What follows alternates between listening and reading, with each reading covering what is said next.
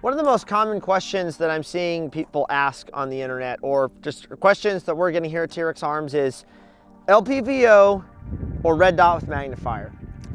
Now, this hasn't been as much of a discussion in the past because LPVO technology hasn't improved a whole lot, at least in my opinion, until more recent years.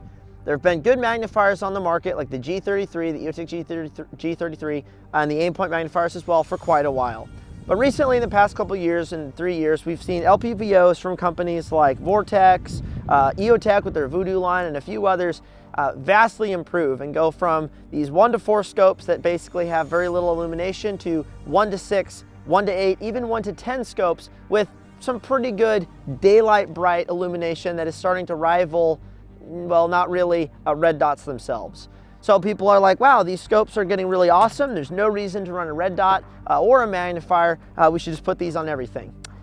I don't entirely agree with that. I think red dots are still superior for a bunch of different things, and I want to talk about that. I want to demonstrate that and show some of that through a bunch of crazy tests and drills that we are going to film in a one take. Probably 20 to 30 minutes of shooting and testing. I don't know yet because we haven't filmed this part yet. But basically what I have right here that I will be testing the concepts of both of these setups is I have a new EOTech Vudu 1 to 8. This is a scope they released somewhat recently. It is quite bright, not as bright as the Razor Gen 2 1 to 6. But this is an actual 1 to 8 scope in a 30mm tube, and it's quite awesome. I've been using this particular model for about a year now, or a little longer. And what I've done is I've taken 2 Mark 18s, built them out exactly the same, in-golf, big body mod light. The optic itself, same trigger, same bad lever, same stocks, same slings. So it's a complete clone from this gun with the 1 to 8 Vudu, and this rifle right here with a Aimpoint T2 with the new EOTech G43 magnifier and a ScalarWorks 193. Now, and no, this is not a video sponsored by EOTech. We went out and bought all these optics, these guns, everything on here, and because that is what we do. Well, you have 2 guns that are the same weight, same build, 193 red dot optic, and then a 193 1 to 8 Vudu. So we're going to be talking about some of the pros and cons between both, but not just talking about that because that's boring. We're going to shoot some stuff. So let's do it. So one of the biggest comparative points to LPVOs people debate is them on 1 power. They're like, wow, this scope's really good on 1 power. It's super bright. There's no reason to run a T2 anymore. Well, the reality is when companies are building these scopes out, especially when they're picking a first focal plane or a front focal plane optic, they're having to prioritize either the optic being awesome on 1 power or on magnification. And I've used a number of scopes out there, from the Schmittenbender short dot CC to the Attacker 1 to 8 to other ones where you suck it down to 1 power as a first focal plane optic. And the reticle, since first focal plane is where the reticle actually zooms and changes based on your magnification, since they prioritize the reticle being on full power, something like 8 power, the reticle itself on 1 power is barely distinguishable. You could barely see it, the etching or the brightness itself. Now, a second focal plane or rear focal plane optic like this Vudu, the reticle will not change. Regardless of my magnification, whether it's 4 power, 3 power, 1 power, my etched reticle in the center of the window that gives me my sight picture does not change. The downside to this, though, is I really got to be really familiar with my holds, whether I'm on 3x or 4x, because my BDC, my measurements, my MOA, my MRAD, all my stuff is not going to be accurate on 4 power, 5 power versus when I'm actually on 8 power. But on a first focal plane, it's a little bit of a different story where I actually don't have to worry about all that. But then in most cases, the reticle on 1X actually sucks on those particular optics. And that's one reason why I really like second focal plane. I have a good reticle, I have a good setup for a good sight picture, whether I'm on 1X or if I'm on 8X or 6X. So with all that said, we're testing some 1 power right here. I have a hostage headshot target right here at 5 yards. So this is a big test right here. Driving the gun, high standards of marksmanship and speed as well. I'll start with the Aimpoint T2 because in my opinion, red dots are still superior for this kind of thing. Granted, I'm in a static position. I'm not moving. I'm not around a barrier or a barricade or anything like that. I'm simply driving the gun up, getting my flash sight picture, that flash of red, letting it settle briefly, and then taking my shot here at 5 yards. So we're gonna do this a few times with this setup right here. Check time, see where we're at, switch to that gun, and then we'll switch it up. We'll do some different stuff. So 5 yards, single headshot, stand by. A box, 6-0. It's a little slow. Top of the head, 5.5, one more. Center and a 5.7. All right, so that's the T2. Consistent accuracy, consistent hits. Now the Vudu.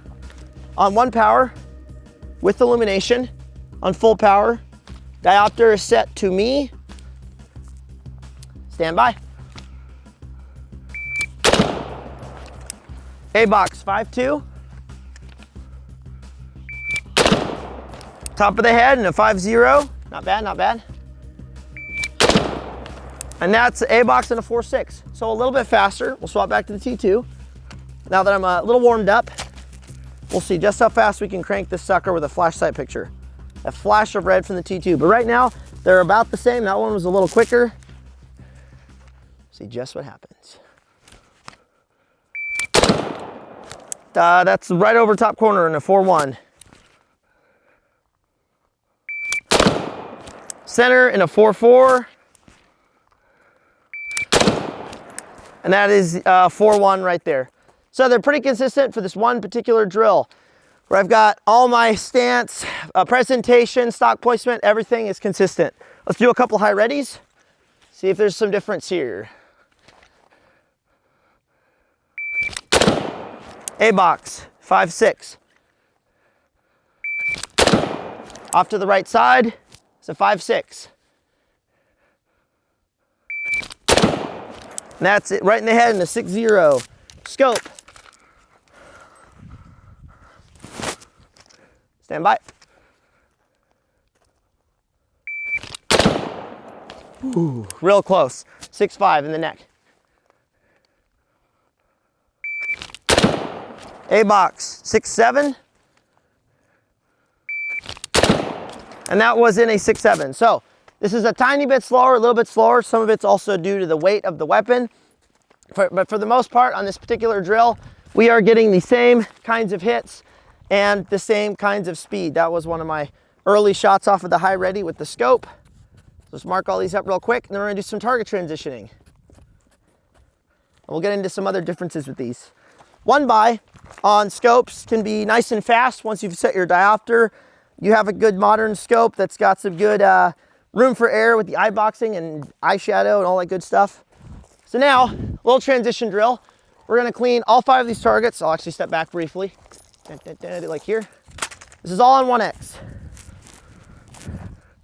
What do I got? Pretty good. Stand by.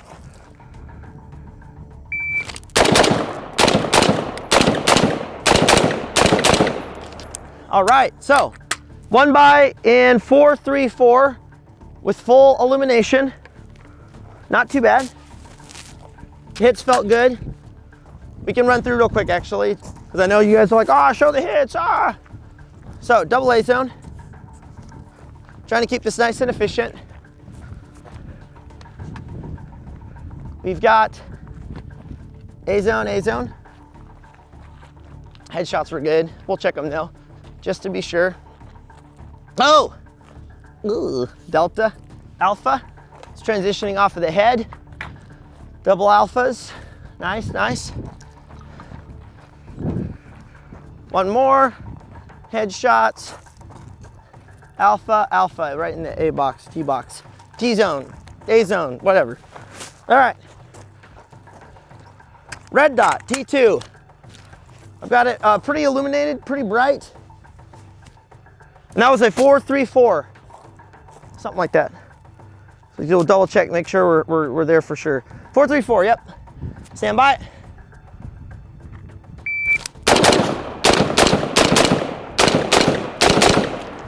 I definitely chucked one there, top right.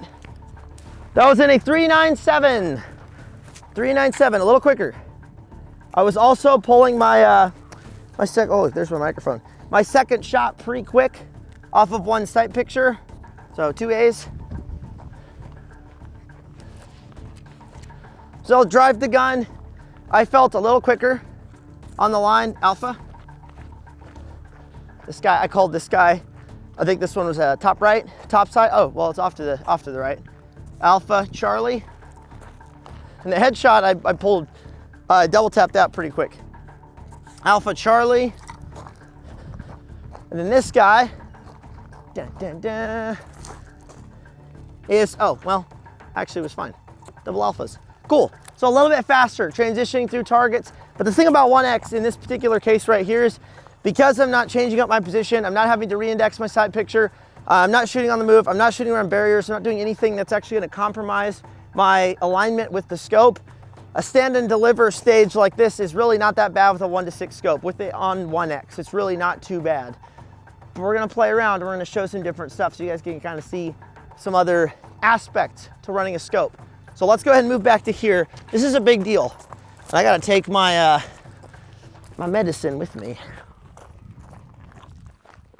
So the problem with scopes versus red dots is you have to get behind the scope just perfect. Stand up, thank you. You have to get behind the scope just perfect in order to have a sight picture. Whereas a red dot, this is a real big difference with the red dot. When I'm actually behind the optic itself, I do not have to be perfectly center with that red dot with my head down on my stock. I can be off to the side with a parallax-free red dot or underneath or above and still have a sight picture. Whereas if I am using a scope like this 1:6 or something with even more magnification, or if I dialed magnification, I have to have my head in the exact same spot to actually have a sight picture. If I move my head slightly to the left, that's where I start to get outside of my acceptable, shoot, can't remember what it's called, eye relief. And then I'm actually seeing the scope completely black. I might see a little bit of the illumination of the center dot, but it's gone. I have no sight picture. I have to make sure my head is in the exact spot in order to have that sight picture. If I'm back too far like this, well, now I'm getting a bunch of eyeshadow around the edges of the optic. I might be able to see the center. I might be able to engage, but it's very difficult than if I take the same point and I'm like, oh, sweet, I can actually see it just fine. It doesn't matter as much. I can have the optic in a really weird place where I'm like, but if I take my scope, oh geez, it's a lot harder. So it requires you being in the exact spot every time. Another example of an optic that had some major issues in my opinion, having used it, was the Loophole Devo. It's a very cool concept. Major props to Loophole for working on a new kind of optic, a new kind of system of getting magnification, but it required your head was in the exact spot in order to see the actual sight picture of that magnification. You couldn't be off to the side, you couldn't be back, you couldn't be up close. You had to be in that perfect spot to see it. So for this drill, we'll tack mag each gun. We're going to be shooting this VTAC barrier at 25 meters. I have a C-zone steel set up right here. And we're going to see how much faster I can shoot it with. We'll do, for this one, we'll do scope first, then red dot. How much faster I can shoot it with an aim point where I have more room for error for my overall sight picture. Where I can be chucked, I can be, close to the optic, far from the optic, sideways. I can actually be anywhere around the aim point and still get a sight picture versus the scope. So it's just going to be one round per hole, and we will see what happens. We'll start offset a little bit. 1 power, 25 meters. Let's go. Stand by.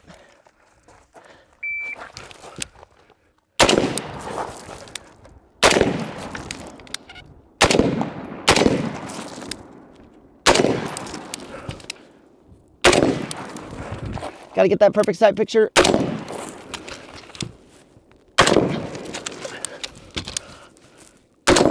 And there, right there, perfect example. I got the scope in there, and then it was, oh, I got to be in that perfect spot. Bang, got it. That was a total time of 1986. 9 shots. I don't think that was 9 hits. No, I had 1 miss. So now, aim point.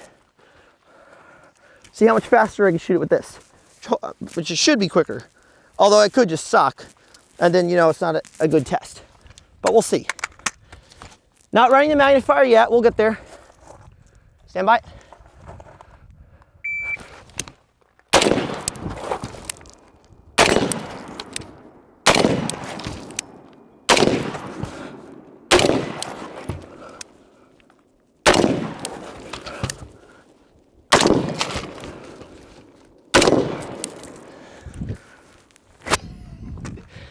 It's a 1651. And there were a couple instances there where I didn't have the perfect sight picture of the dot being in the center of the glass, and that was fine. I didn't need a perfect sight picture because my head can be off to the side. So I'm gonna put this red dot in the far left edge of my window. I'll put it on the bottom, put it on the top, and I can still hit it. And now if I take my loophole 1 to 6, try to do the same thing. So I'll put the dot all the way to the side.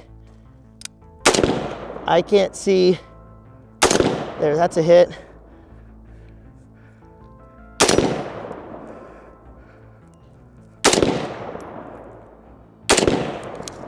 Doesn't really work because the entire optic is just blacked out because of the eye box and the eye shadow and all that good stuff.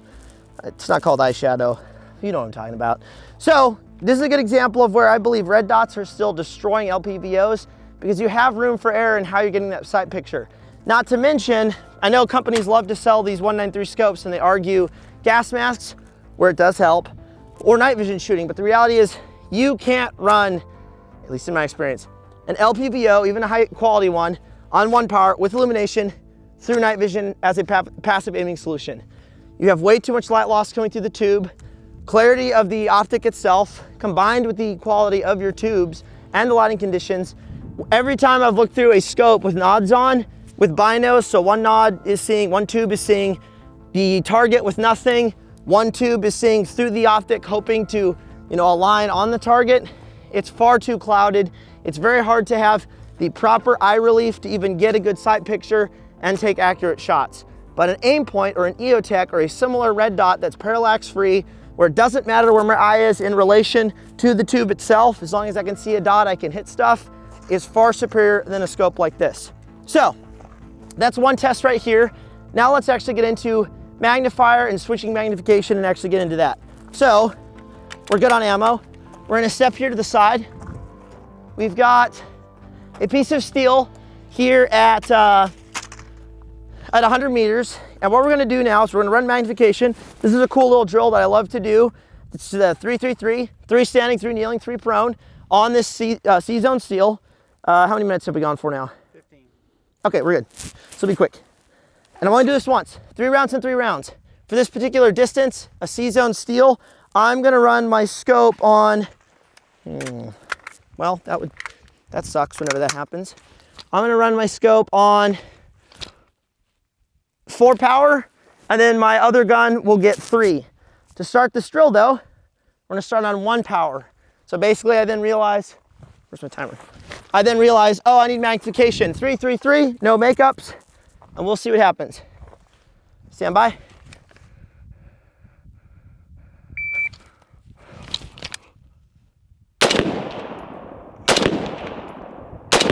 Nope.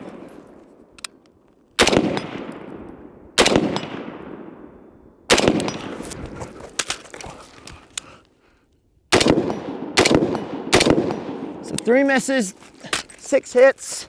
The standing sucked. The optic was all over the place. 1757. So ditch him. Back to this gun.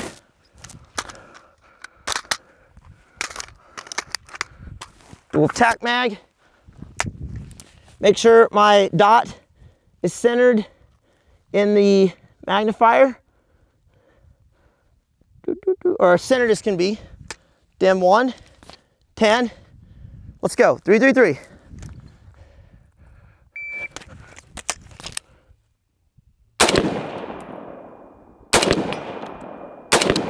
Nope, probably too quick. Off to the left. That sucked.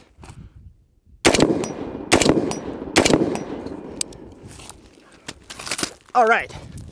So that was the total time with a lot of misses in 1916. A little bit slower.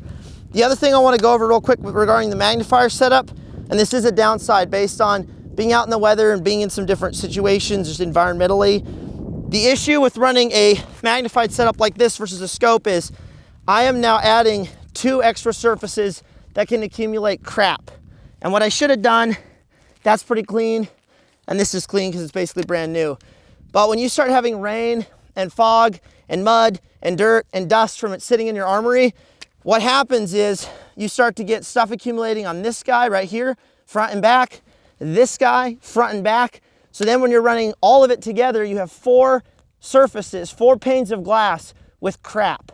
And I've had major issues with setups like this where it's accumulated so much I can barely see the target. Whereas a scope, you've only got 2. So there's just half as much debris and crap to have to look through potentially. So that is a major advantage of these over a setup like this.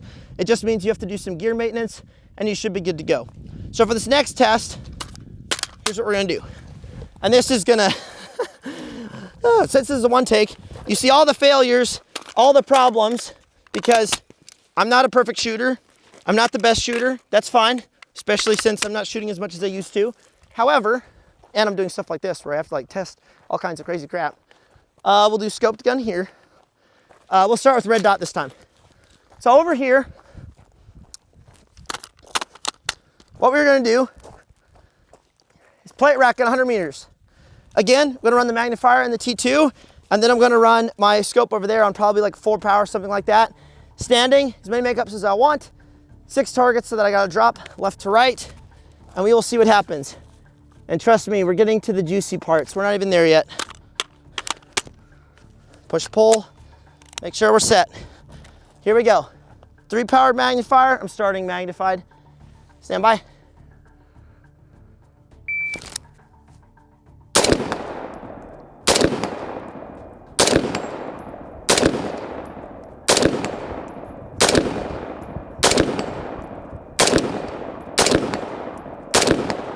Oh, no, no, no, no. There we go. I saw the dust and was like, I hit it. No, I didn't. 1687. That's not too shabby at 100 meters standing with 12 shots, so 6 misses. Ugh. Now we'll see what we can do with this guy. I'm looking forward to this. Now watch me suck. It won't be the optic, it'll be me. Just watch. And I only get 1 shot at this too. We'll go 4X. Just because I have 8 power doesn't mean I'm gonna run 8 power. I like to be able to see the entire target area with my 1 sight picture and also not have to take into account all the wobble and sway that's occurring with the optic and a higher magnification. So I'm just gonna run this on 4. So a little bit more than the magnifier, and we'll see what happens. I usually run 3 power at like 50 meters. So actually I could dial this to like 5. Yeah, I'll run on 5. I can see each side. 1687, time to beat. Stand by.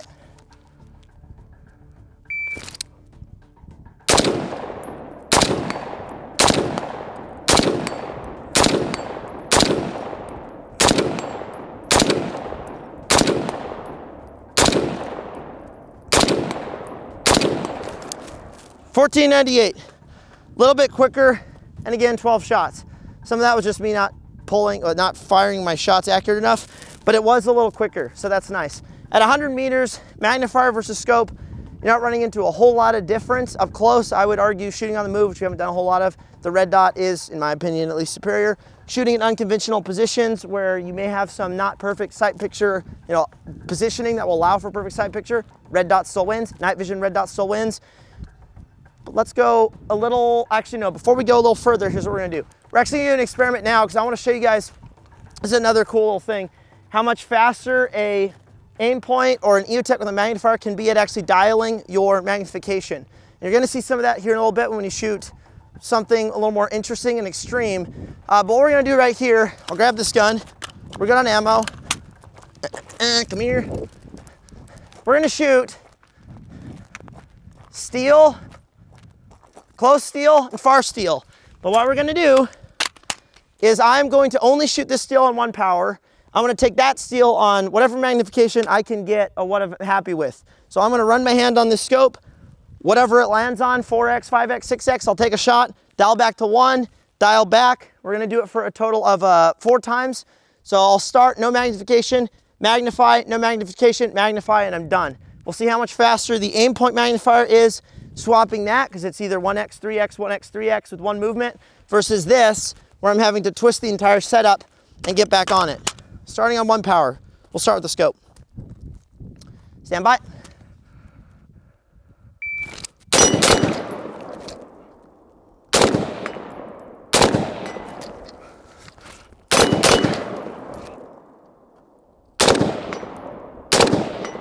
Alrighty. So, not bad, and I ended up on 7 power. So with that sweep, I got all the way up to 7X. Let the reticle settle, take those shots. I'm at about 100 to that C zone, and then I'm at about 10 yards from this one. In a total time of 11:32. So not too bad. We'll see. Now we'll see how this setup runs. It's actually very possible this is going to beat it. But the motion for this should be quicker. And some people have said running your right hand for it, getting back on fire control is quicker. I don't like that, so I still do the whole like support hand. But we'll see. All right, here we go. I have enough ammo, we're set. Time to beat, 11:32. Stand by.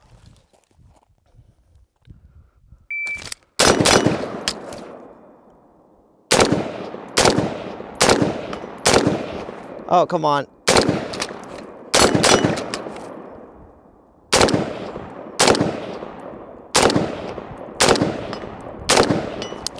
All right, a lot more misses with that. But I would argue 16, it's a lot faster swapping between the two, as you guys saw. But my magnification with this on 3 is just not as high of a quality as 3 power magnification, or of course higher, on that setup right there. But swapping between the two, and y'all saw there on the first one, I had a good side picture, I pressed. I went to slime my magnifier because I just called the shot, got the hit, and was already on this guy. I wish I could do that every single time I take a shot. It's not every single time, but it does happen here and there. So now we're gonna go to where, we're gonna go to distance, 200 meters, which is, some of you guys probably gonna be like, that's not far enough, that's not very far at all, blah, blah, blah. But 200 meters, especially if you have a range where you can get 200 meters, it's pretty awesome. I do think it's like the gold standard for like short guns like this is the 10.3 Mark 18 to be able to go to about 200. And I'm not shooting like 14.5, 16s, 18s very much. But these short guns, I take to 200, 300, no problem, pretty often. And so all these tests can hopefully attest to some of that. Well, we'll see what happens here though. We got C zone at 200, and we'll see what happens. Yummy. Wish I had a cherry limeade though. All right, come here. Ah! Cables, cables. All right, we'll run red dot first. So, ditch that mag, grab another. If you're not putting mags all over the range, you're doing it wrong. All right, starting from here, I have a C-zone steel in between the Jetta way over there and my that white car over there. I'm just gonna drop down, send 2 rounds. Super simple, but what I'm doing to start this drill is I'm actually allowing myself to settle into position. I don't necessarily want to start a drill already posted up, already set up, because I'm losing a whole rep of actually getting into position, letting myself settle out, getting on the gun, possibly letting my breath out before I take a shot, versus starting on a bench rest and just bang. Not a lot of training value in that. So from here, and I'm gonna run the magnifier once I arrive into position. Dot is still centered. 2 rounds. Stand by.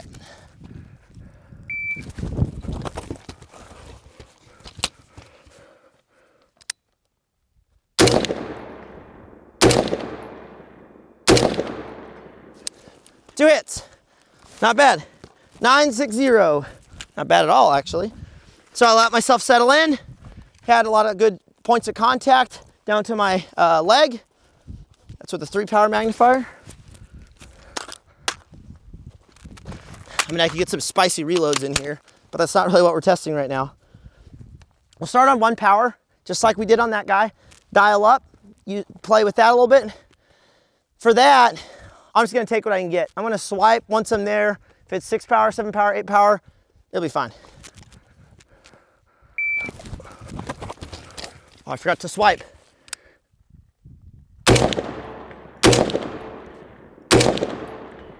Thought I called that. Time of 775. We'll do it one more time where I remember to swipe it, getting into position. 775. Stand by.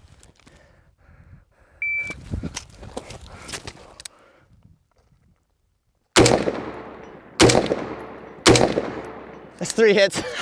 So my second shot, which was a hit, was in a 5.60. So that's getting into position, dropping down. I'm swooping through my sling to have a little more space to work the barrier and work the gun. And that's quite a bit quicker. It's also a much more refined sight picture because again, I'm not stacking multiple panes of glass. I just have this one right here. So now, let's do kind of the same thing. I've got, let's see, what do I have? I have a steel, we'll do a trend, where are we with time? We're at 28, but I can restart if need to. So basically, we will, because we're about to do something cool. This camera we're using can only film to 30 minutes because it's not a cinematography camera. And then we have to start a whole new take to continue this drill. So that's what we're gonna do. And then we're gonna start this next drill right here and then talk through some more stuff right after. All right, so picking up where we're leaving off. So I just finished that drill with this gun. We're gonna start this next course of fire though. And I'm not gonna, well, this is actually gonna be in the way. I'm not gonna explain exactly what's gonna happen. Y'all are just gonna see it. I should also probably take this off because I'm about to get really hot. But whatever, I won't. All right. We're good. I do need a full mag though for what you're about to see, what you're about to witness. So we will do side port.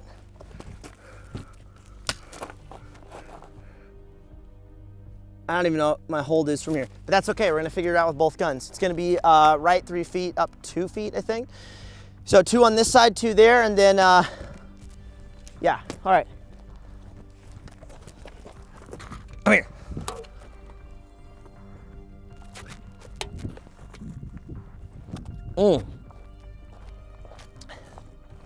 This is the moment of truth right here. Whew. Stand by.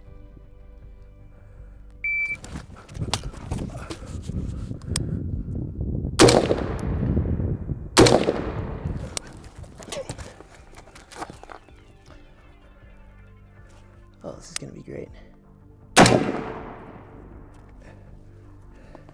Barrel, stay up. Do not drop.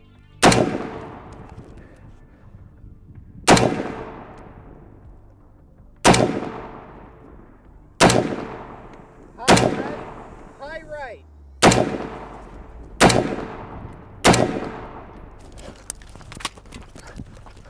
Yeah, I couldn't even see my impact.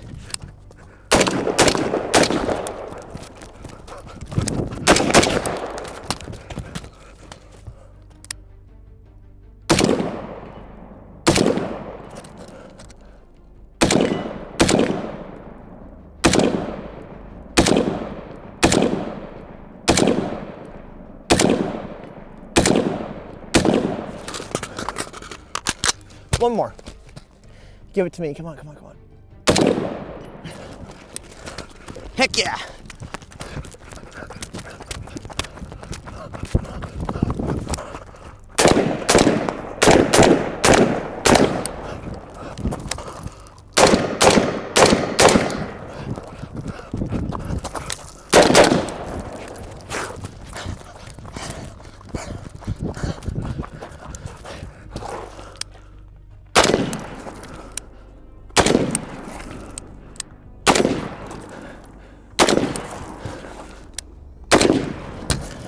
This is brutal.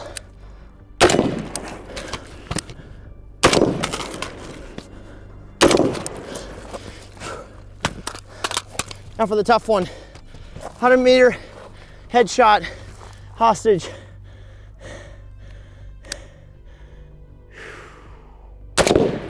Whew. I think I'm calling it right side. So that's a little swap-a-roo. Running multiple optics, close, far, running and gunning, marksmanship, distance, and we'll do the same thing with the other gun. Total time of, well, I went past what the pack timer will allow. It was a total of 49 shots. Whew. So what I like to do in my classes, which I don't teach full time, but for like some of the military entities and stuff, is I'll run a bunch of drills like this with them. And we'll teach all sorts of teaching points, and then we put them all together and do what's called a scrambler, that right there. We do all of it. We combine all the skills, all the just stuff, and they're usually like 90 seconds or more. So by the end of it, you're pretty gassed, you know, getting on the gun, shooting. And at the end, I usually put something crazy, like a shot like this. Oh, wow. Smoked. 100 meters. That is no easy shot. I doubt I'd be able to do it with the magnifier or without the magnifier. I mean, it's a tough one. But I took my time settling into position, really refining it, and then off I went. I didn't mark that, but we'll remember where it is. Where's my Sharpie at? Did I lose it? Oh, here it is. So we'll check these hits on the move. Took my time on the headshot too. Whew. If you have a big range like this, or you have access to something like this, do this stuff every once in a while. This is a kitchen sink drill is what I call them, where it's got everything. You don't want to only do this though, because that doesn't necessarily allow good training, because you're not able to focus on one thing. This is what you do to test all the skills together. 2 alphas. I took some of these on the move pretty quick. Alpha Charlie. So he was the first I hit, sliding into position.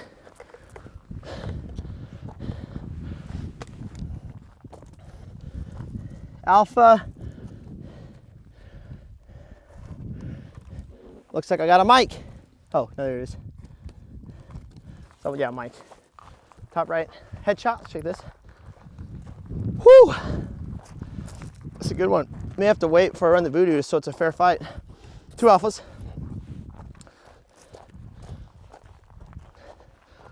Boom, boom. Yep. Delta Alpha. I'm gonna take my time a little more. Alpha Charlie.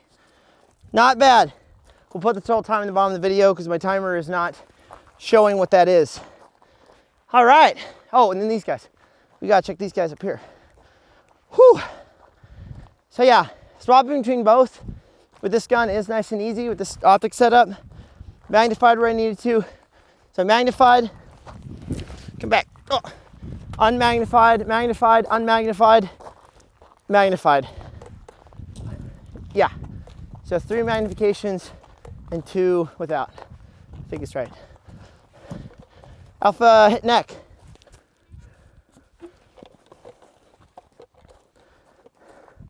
Charlie neck. Oh, I fired 3.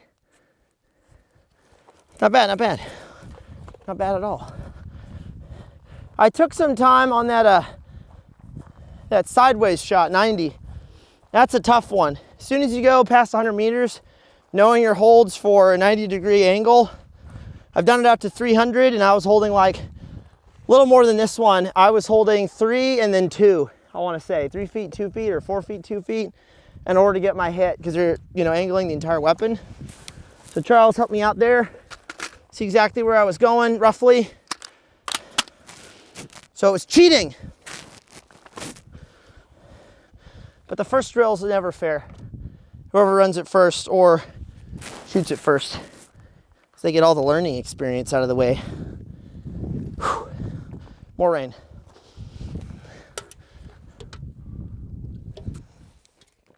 Okay. Okay. I'm gonna go ahead and run it. Screw resting. It won't be the most accurate test though. If I wanted this to be more accurate, I would shoot this multiple times. I would take breaks in between, but we're not really doing that here. We're just showcasing the stuff being used. We're not Crane. Here we go. 200 meters, side, angle port, roof, on move, barrier, hostage. Good on spare ammo? I think so. This doesn't, no, we're good. I have a pistol. Hostage shot, 100 meters pistol.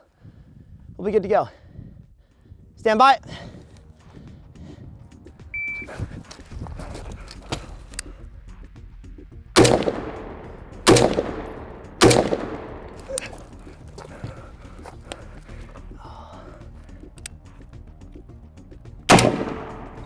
Ooh, heck yeah.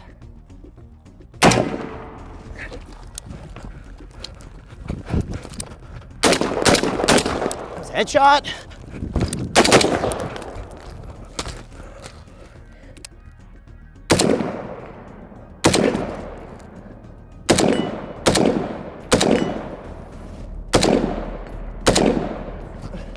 I need to give one more to the car guy. Hold it. Oh.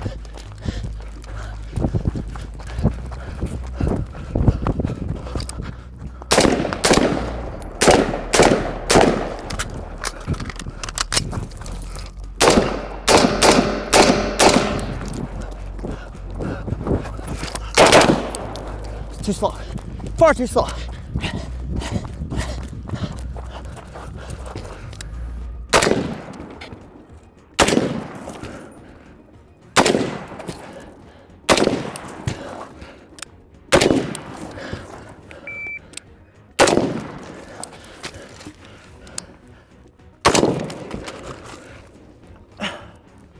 Perfect side picture, dial to 8, good position.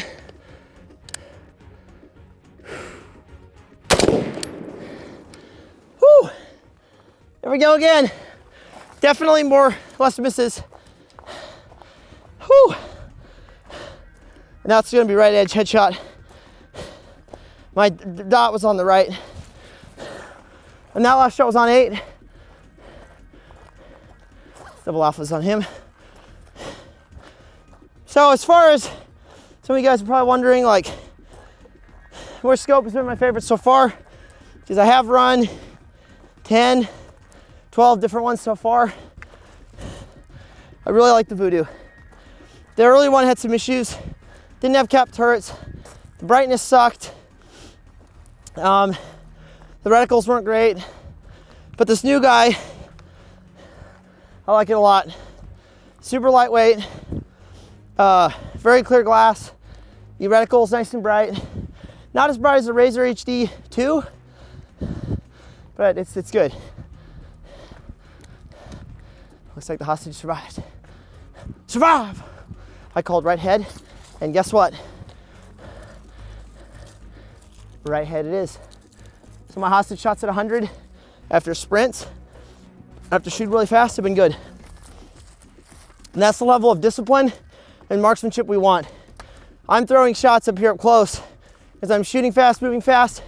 I should slow down a little bit, but you have to know when to slow down and how to slow down. Like that right there. It's probably a 4-second setup time, landing that shot. 8 power was definitely quicker than, if we were to look at the footage, I would say it was much quicker than the Magnifier, but both can work. So at the end of the day, if you're trying to pick one of the two for your carbine, either is good. Scope technology is great nowadays. Magnifier technology is getting better. This is a new, the other one's a new one. Vortex released a new one. EOTech's got a 5x coming up soon. You really can't go wrong with either option. But if you want to run and gun in weird positions more, line, Charlie, I would recommend an Aimpoint or an EOTech. There's a red dot. There's more room for error 2 ways. There's far more room for error for positioning, getting that initial sight picture, and taking shots. Plus night vision, white light, alpha. But these scopes are great too. 2 alphas.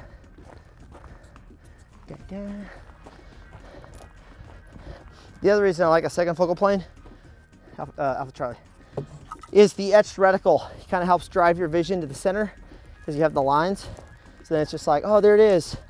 Plus, you can also see how much of an angle you're at because your side to side ends up starting to do this. And that can help with those angled shots at distance, as you all saw. Plus, I knew a little better where to put it. So with all that said, guys, these are the drills that I'm running when I'm testing these optics and setups. I'm not torture testing. I'm not buying 50 and dropping them off of buildings. I'm not leaving them in the mud for a week. I'm just testing ergonomics. I'm just testing the shootability of these products because they all have their little nuances. They all have their little things. But at the end of the day, if you suck, you suck. You can go buy all this fancy gear on this rifle. You could clone this out. You could get a $3,000-$4,000 end goal. You could get a $1,300 scope on a $300 mount. But if you can't perform, you can't kneel down, take a breath, take your time after running and gunning to score a headshot at 100 meters, that equipment's not gonna help you that much. Training's what matters. And like I've always said and always will say, if you suck, you suck.